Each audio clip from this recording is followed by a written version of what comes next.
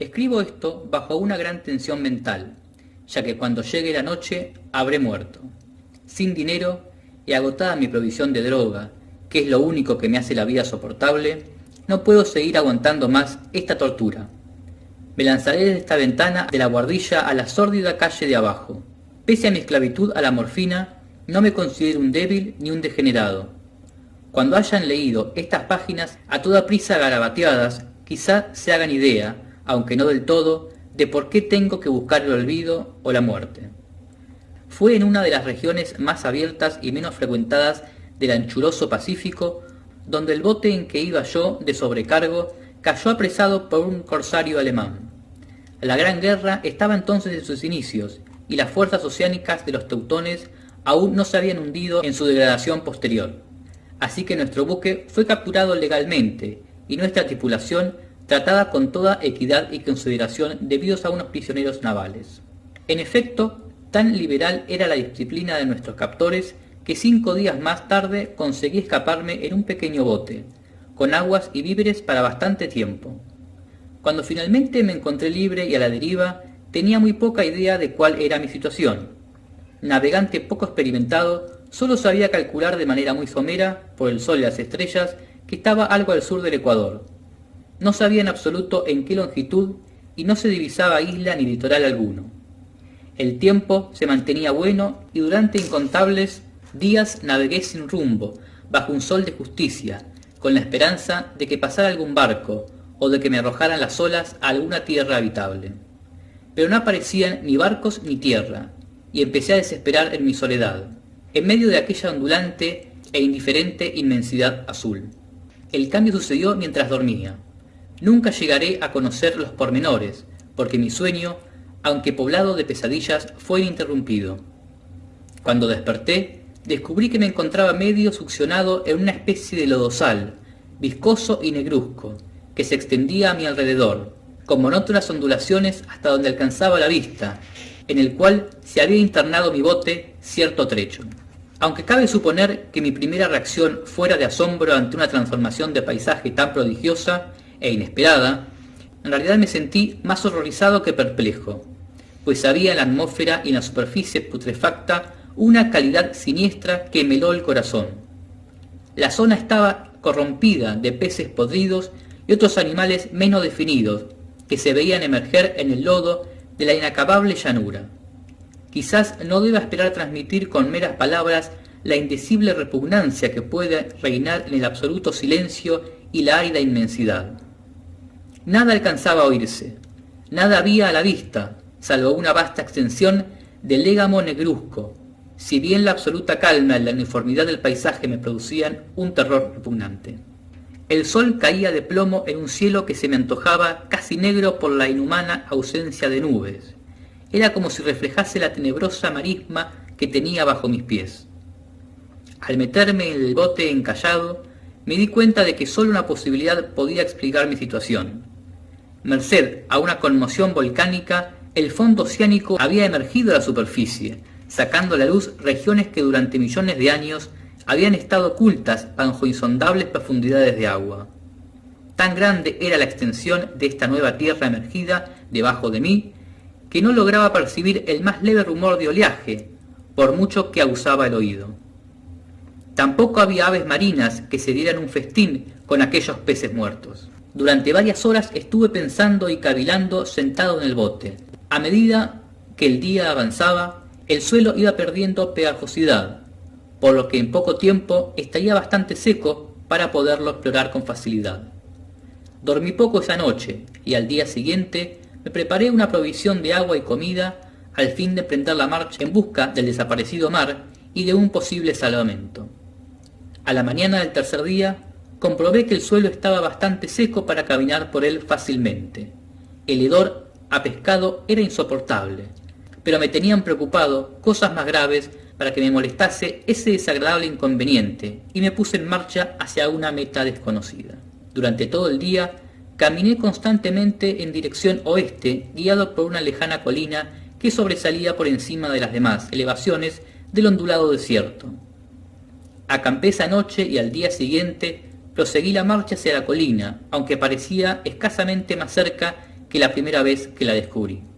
Al atardecer del cuarto día, llegué al pie de dicha elevación, que me resultó ser mucho más alta de lo que me había parecido de lejos. Tenía un valle delante que hacía más pronunciado el relieve respecto del resto de la superficie. Demasiado cansado para emprender el ascenso, dormí al amparo de la colina. No sé por qué, mis sueños fueron extravagantes esa noche, pero antes que la luna menguante, fantásticamente gibosa, hubiese subido muy alto por el este de la llanura, me desperté cubierto de un sudor frío, decidido a no dormir más. Las visiones que había tenido eran excesivas para soportarlas otra vez. A la luz de la luna, comprendí lo imprudente que había sido al viajar de día. Sin el sol abrasador, la marcha me había resultado menos fatigosa. De hecho, me sentí de nuevo lo bastante fuerte como para cometer el ascenso que por la tarde no había sido capaz de emprender. Recogí mis cosas e inicié la subida a la cumbre de la elevación. Ya he dicho que la ininterrumpida monotonía de la ondulada llanura era fuente de un vago pavor para mí, pero creo que mi pavor aumentó cuando llegué al alto del monte y vi, al otro lado, una inmensa cima o cañón cuya oscura concavidad todavía no iluminaba la luna. Me pareció que me encontraba en el borde del mundo, escrutando desde el mismo canto hacia un caos insondable de noche eterna. En mi terror se mezclaban extraños recuerdos del paraíso perdido y la espantosa ascensión de Satanás a través de las uniformes regiones tenebrosas. Al elevarse más la luna en el cielo, empecé a darme cuenta que las laderas del valle no eran tan completamente perpendiculares como había creído. La roca formaba cornisas y salientes que proporcionaban apoyos relativamente cómodos para el descanso, y a partir de unos centenares de pies, el declive se hacía más gradual.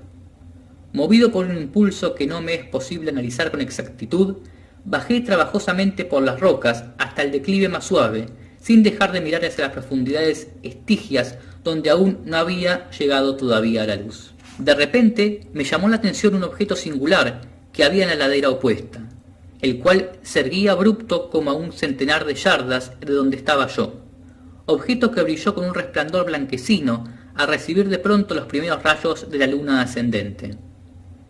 No tardé en comprobar que era tan solo una piedra gigantesca, pero tuve la clara impresión de que su posición y su contorno no eran enteramente obra de la naturaleza. Un examen más detenido me llamó de sensaciones imposibles de expresar, pues pese a su enorme tamaño y su situación en un abismo abierto en el fondo del mar, cuando el mundo era joven me di cuenta, sin posibilidad de duda, de que el extraño objeto era un monolito perfectamente tallado, cuya imponente masa había conocido el arte y quizá el culto de criaturas vivas e inteligentes. Confuso y lleno de miedo, aunque no sin cierta emoción de científico o de arqueólogo, examiné mi entorno con atención. La luna, ahora casi en su cenit, asomaba espectral y vívida por encima de los gigantescos escalones que rodeaban el abismo, y reveló un ancho curso de agua que discurría por el fondo, formando meandros, perdiéndose en ambas direcciones y casi lamiéndome los pies donde me había parado. Al otro lado del abismo, las pequeñas olas bañaban la base del ciclópeo monolito, en cuya superficie podía distinguir ahora inscripciones y toscos relieves. La escritura pertenecía a un sistema de jeroglíficos ignorado para mí, distinto de cuando yo había visto en los libros y consistente en su mayoría de símbolos acuáticos, esquematizados tales como peces, águilas, pulpos, crustáceos, moluscos, ballenas y demás. Algunos de los caracteres representaban evidentemente seres marinos desconocidos para el mundo moderno, pero cuyos cuerpos en descomposición había visto yo en la llanura surgida del océano. Sin embargo, fueron los relieves lo que más me deslumbraron. Claramente visibles al otro lado del curso del agua, a causa de las enormes proporciones, había una serie de bajorrelieves cuyos temas habrían despertado la envidia de un doré. Creo que estos seres pretendían representar hombres, al menos cierta clase de seres humanos, aunque aparecían retozando como peces en las aguas de alguna gruta marina, o rindiendo homenaje a algún monumento monolítico, bajo el agua también. No me atrevo a descubrir con minuciosidad sus rostros y sus cuerpos, ya que el mero recuerdo me produce vaídos, más grotescos de lo que podía concebir la imaginación de un Poe o de un Bowler. Eran detestablemente humanos en general, a pesar de sus manos y pies palmeados, sus labios espantosamente anchos y flácidos, sus ojos abultados y vidriosos, y demás rasgos de recuerdos menos agradables. Curiosamente, parecían cincelados sin la debida proporción con los escenarios que servían de fondo, ya que uno de los seres estaba en actitud de matar a una ballena de tamaño algo mayor que él. Observé, como digo, sus formas grotescas y sus extrañas dimensiones, pero un momento después decidí que se trataba de dioses imaginarios de alguna tribu pescadora o marinera, de una tribu cuyos últimos descendientes debieron de perecer antes que naciera el primer antepasado del hombre de Neandertal. Horrorizado ante esa visión súbita y fugaz de un pasado que rebasaba la hipótesis de más atrevido arqueólogo, me quedé pensativo, mientras la luna bañaba con misterioso resplandor el silencioso canal que tenía ante mí. Entonces, de repente, lo vi. Tras una leve agitación que delataba su ascensión a la superficie, la entidad surgió a la vista sobre las aguas oscuras. Inmenso, repugnante, aquella especie de Polifemo saltó hacia el monolito como un monstruo formidable pesadillesco, y lo rodeó con sus brazos enormes y escamosos, al tiempo que inclinaba la cabeza y profería ciertos gritos acompasados. Creo que enloquecí entonces. No recuerdo muy bien los detalles de mi frenética subida por la ladera y el acantilado, ni de mi enloquecido regreso al bote varado. Creo que canté mucho y que reí incesantemente cuando no podía cantar. Tengo el vago recuerdo de una tormenta, poco después de llegar al bote. En todo caso, sé que oí el estampido de los truenos y demás ruidos que la naturaleza profiere en sus momentos de mayor furia. Cuando salí de las sombras estaba en un hospital de San Francisco. Me había llevado allí el capitán del barco norteamericano que había recogido mi bote en medio del océano. Hablé de muchas cosas en mis trastornos, pero averigüé que nadie había hecho caso de mis palabras. Lo que me habían rescatado no sabían nada sobre la aparición de una zona de fondos oceánicos en medio del Pacífico, y no juzgué necesario insistir en algo que sabía que no iban a darme crédito. Un día fui a ver a un famoso etnólogo y lo divertí haciéndole extrañas preguntas sobre la antigua leyenda filistea en torno a Dagón, el dios pez, pero enseguida me di cuenta de que era un hombre totalmente tradicional y dejé de importunarle. Es de noche, especialmente cuando la luna se torna jorobada y menguante, cuando veo a ese ser. He intentado olvidarlo con la morfina, pero la droga solo me proporciona un alivio transitorio y me ha atrapado en sus garras, convirtiéndome sin remisión en su esclavo. Así que voy a poner fin a todo esto, ahora que he contado lo ocurrido para información o diversión burlona de mis semejantes.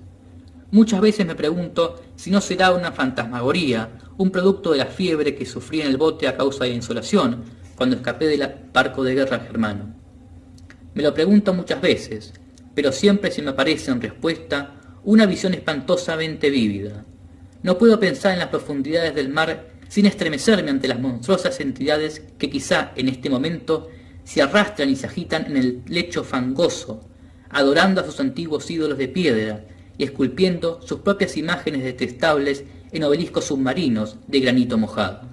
Pienso en el día en que emerjan de las olas y se lleven entre las garras de vapor humeante a los endebles restos de una humanidad agotada por la guerra.